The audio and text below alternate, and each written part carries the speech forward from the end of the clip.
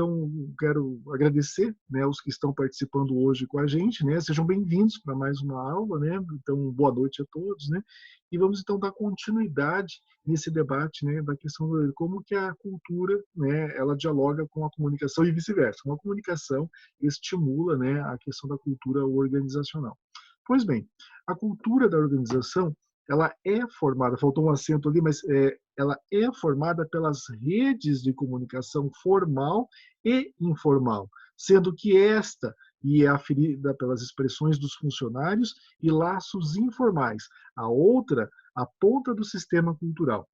Vejam o que isso aqui quer dizer, assim, essa citação.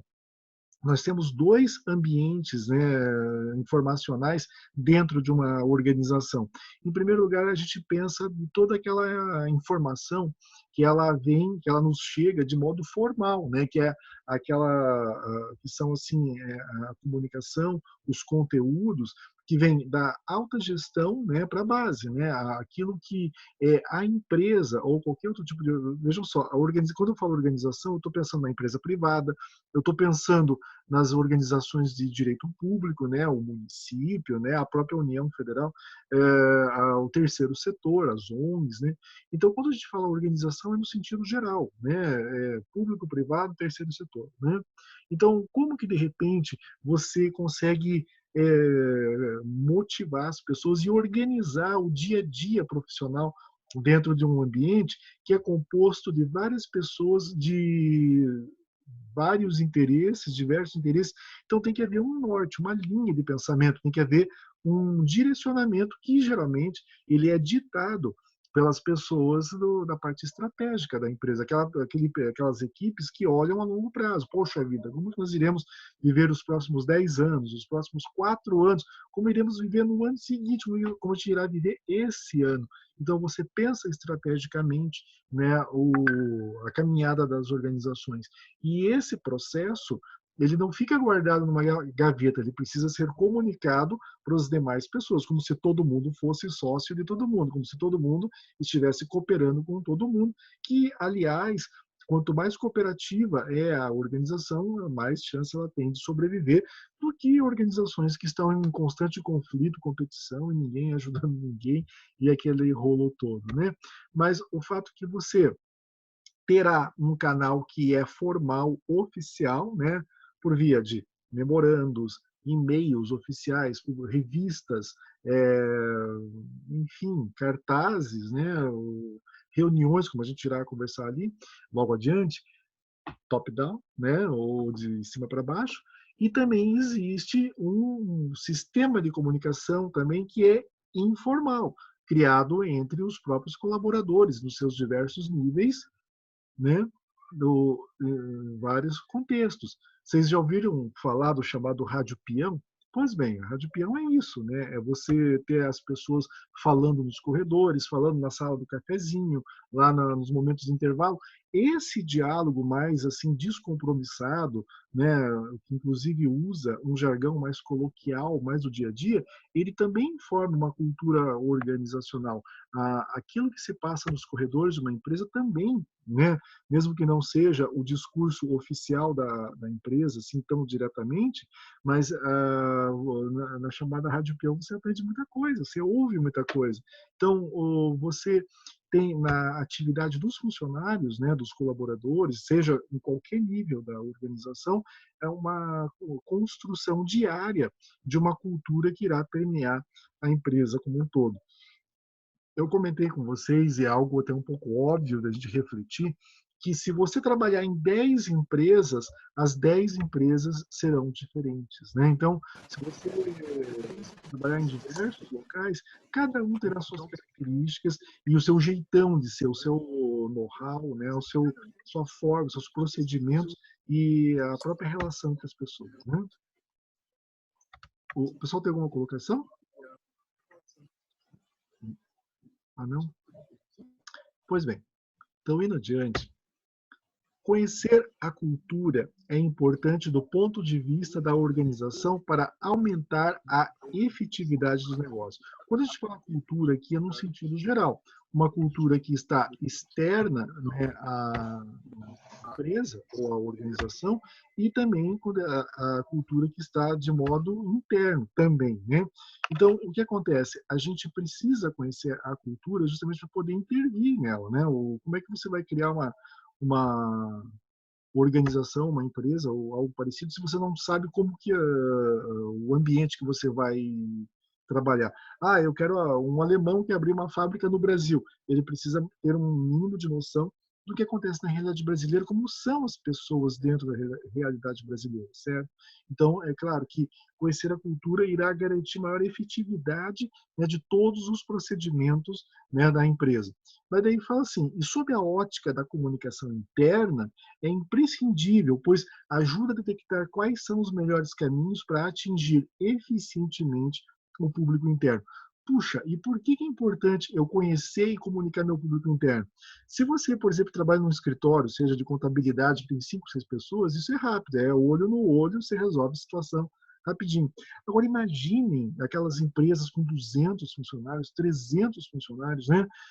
Vejam vocês que você precisa mobilizar as pessoas, precisa concentrar as pessoas em prol de objetivos que eles vêm, né, do pessoal do planejamento estratégico, né? Então, você precisa compartilhar as suas angústias e as suas necessidades para que os diversos setores estejam trabalhando unido, mobilizado, né, concentrado.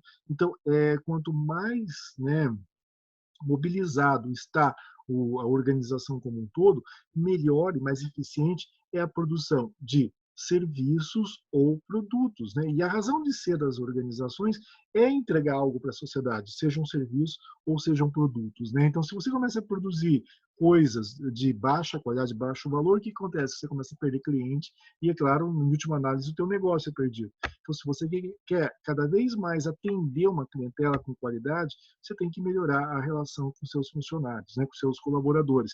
Isso vale, inclusive, para o setor público, porque hoje, cada vez mais, os usuários dos serviços públicos estão mais exigentes, estão se comunicando cada vez mais, e mesmo seja uma prefeitura, seja um estado, seja o próprio governo federal, ele precisa entregar um serviço de maior qualidade, e uma das formas de alcançar isso é compartilhando objetivos por meio de uma comunicação e construir uma cultura organizacional voltada à qualidade.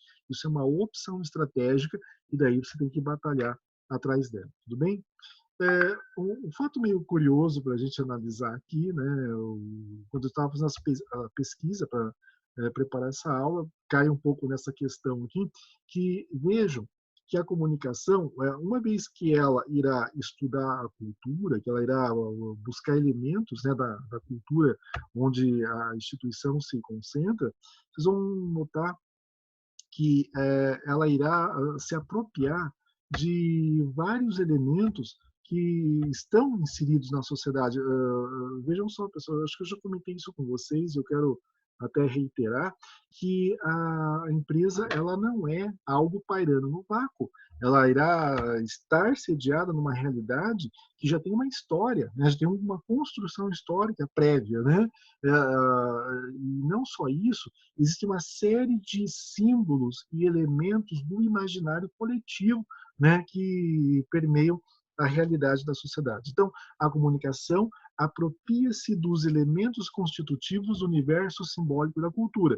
E quais são esses elementos? Nós temos histórias, mitos, heróis, rituais e uma série de outros elementos que nós estudamos lá no folclore, por exemplo, que você pode se apropriar dentro da sua empresa lá. Vejam que eu coloquei essa figurinha do sujeitinho de capa e gravata e tudo mais, assim, em alusão, né, retomando a figura do super-homem, que poucas pessoas sabem, mas a figura do super-homem que foi construído lá nos anos 30 nos Estados Unidos para desenhar o desejo, a visão, né, até inconsciente, daquele sujeito, né, que sozinho carrega o mundo nas costas. Ele é de aço, ele não adoece, ele solta laser pelos olhos e tal. Gente, é a visão das próprias que a empresa tem de todo funcionário, o sujeito perfeito, né, que trabalha de modo ilimitado, motivado, poderoso, aquela coisa toda. Só que, na realidade, as pessoas são frágeis, limitadas, elas têm suas emoções, elas têm suas doenças, né? Elas são afastadas em uma série de coisas lá tal. Mas é criada uma ideia, então nós vamos cair nessa questão dos mitos e dos heróis, você cria essas figuras e tenta trazer para o dia a dia de uma cultura organizacional. Quantas vezes vocês não foram, de repente, em cursos de motivação que dizem que você tem que ser cada vez mais poderoso? Quando os caras escrevem livros que falam sobre inteligência emocional, o que é inteligência emocional, ao meu ver, senão uma forma assim de você neutralizar os nossos sentimentos humanos? Quem viverá melhor? É aquelas pessoas que não se... Professor, dá licença um pouquinho. Oi, tudo Tem bem? gente pedindo para entrar, pedindo para o senhor liberar aí a entrada deles. Pois é, eu estou aqui com o comando, não está aparecendo nenhum. Os que pediram eu já dei ok. Será que não tem que tentar entrar de novo? Não sei, deixa eu avisar eles lá então. É, porque aqui não está aparecendo no painel. Eu estou, assim, dando ok, né, para os que estão pedindo, mas não está aparecendo aqui, né? Então tá bom, É algum professor. problema de Pode conexão deles, prosseguir. né? Tá, vou avisar lá. Ó, o Kleber acabou de aparecer, né? Acabei de, Era ele mesmo. acabei de liberar o Kleber, mas apareceu só agora, né? Então tá bom. Então, assim, é interessante essa questão dos mitos e dos heróis, porque aquilo que parece história de revista em quadrinhos é agregado numa cultura. Aliás, essas figuras míticas, né, do herói poderoso, desde a Grécia Antiga, de homens que têm uma força sobre-humana, então, parece que existe um desejo humano de querer ter uma força que não é verdadeira, mas o fato é que isso acaba permeando a cultura das empresas, né? Você pode agregar isso até no teu marketing. Eu uma vez cheguei numa agência bancária lá, tal, estava cheio de bandeirinha de festa junina, essa época assim. Do ponto de vista estético, até que fica alegrinho, né, bonitinho, né, um monte de bandeirinha, coisa toda. O que eles estão fazendo? Estão se apropriando de uma cultura que é popular da festa junina e tal, né? Você pode usar isso nos seus meios informacionais. Já foram em alguma festa da empresa com o tema de festa junina? Já participaram de uma festa junina da empresa, onde todo mundo se reuniu? Veja só, você aproveita elementos que estão fora da empresa, né, e você traz para dentro para poder justamente mobilizar e confraternizar os vários colaboradores, por exemplo, né? Só para vocês verem a força disso, né? A comunicação, ela se apropria de elementos na construção e veiculação das mensagens pelos canais formais. Por mais que haja tecnologia, aquela coisa toda, a gente, sim, terá canais tradicionais, né, e outros meios atualizados, mas que eles acabam criando um canal formal e direto, né? Assim, vamos dizer, o canal que representa a organização para seus colaboradores. Jornais, boletins circulares, as reuniões, né, que é uma coisa que até hoje, apesar do século 21, 2020, ainda se faz muita reunião para transmitir, né, compartilhar conhecimento, né, para que você possa dizer qual o objetivo que você quer chegar. Eu li um tempo atrás um livro que falava assim sobre a realidade da administração de empresas no Japão, e ele relatava assim que muitas reuniões de altos executivos de indústrias automobilísticas inclusive, os caras faziam na linha de produção, assim, nos ambientes mais operacionais possíveis, 5, 6 pessoas num círculo em pé e uma reunião de 5 a 10 minutos para decidir a vida da empresa. Cada um já chegava ali com as suas ideias prontas na cabeça e o que era decidido era uma coisa rápida. Não é aquele modelo de reunião que a gente conhece tradicionalmente aqui no Ocidente, de uma mesa de mogno, né, com ar-condicionado, o cara de terno e gravata todo empastelado, todo preso lá, reuniões de 2 horas. Isso é algo movediço, lamacenta, uma coisa que não faz a roda da empresa girar e funcionar e produzir. Então, essa visão japonesa daqueles casos lá, ela, ela permeia algo mais direto, mais rápido e eficiente, né? E vejam só, esses conteúdos eles irão trabalhar assim numa permanente relação de troca com o ambiente. Então, todo esse material em boletins, circulares, jornais, reuniões, e-mail, coisa toda, é no sentido de estar retroalimentando sistematicamente, né, o ambiente interno da empresa para criar uma cultura, para criar, fazer o compartilhamento de objetivos, inclusive aprendendo, né, com o pessoal do operacional, né, fazendo um diálogo entre conselho assim, o nível do estratégico com o operacional e retroalimentando os sistemas, né? Então, o planejamento estratégico envolve muito isso, né? E modernamente é muito discutido esse tipo de diálogo.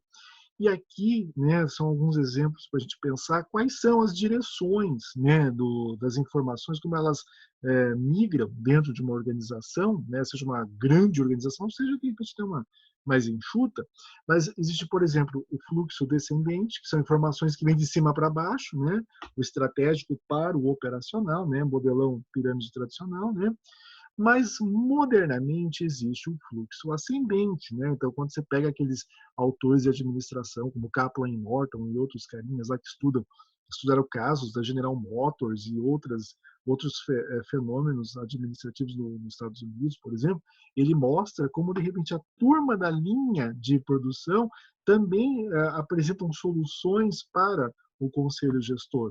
Então, o fluxo, quando ele é ascendente, é assim, informações, geralmente sugestões, críticas, apelos, oriunda dos funcionários, né, dirigidos para a turma de cima, né? Então, você tem lá as caixinhas de sugestões, uma série de outros meios. Hoje, modernamente, você cria blog, podcast, e-mail, WhatsApp, né? Existem várias formas desse pessoal estar dialogando com o pessoal de cima, né?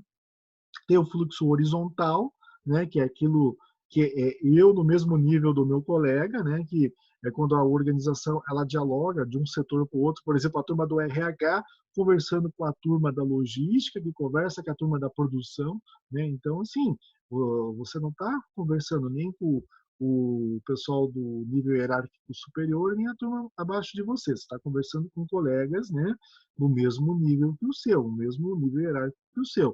Esse é o fluxo horizontal, pensando em grandes empresas, né?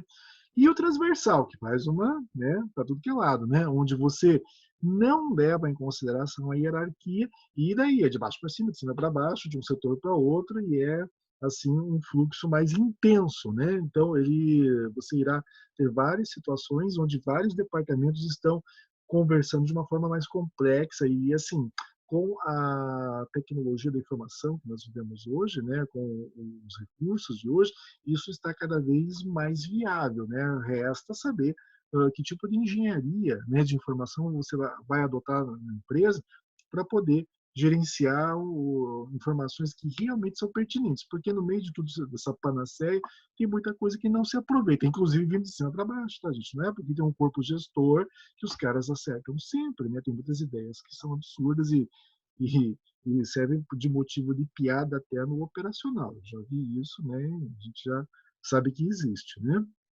Mas a informação, ela, quanto mais ela roda, mais ela flui, mais ela ajuda a construir uma cultura, né? E aquilo que eu falei para vocês anteriormente, ela irá mostrar a cara e o jeito de ser de cada empresa, cada organização, e podemos afirmar que nenhuma empresa é igual à outra. Até nas filiais é diferente de uma matriz, né? Então, por conta desse fluxo intenso aí de informações, ideias, procedimentos e etc. Né? Dito tudo isso, né, espero que vocês consigam visualizar tudo isso assim de forma os vários caminhos que a informação ela vai.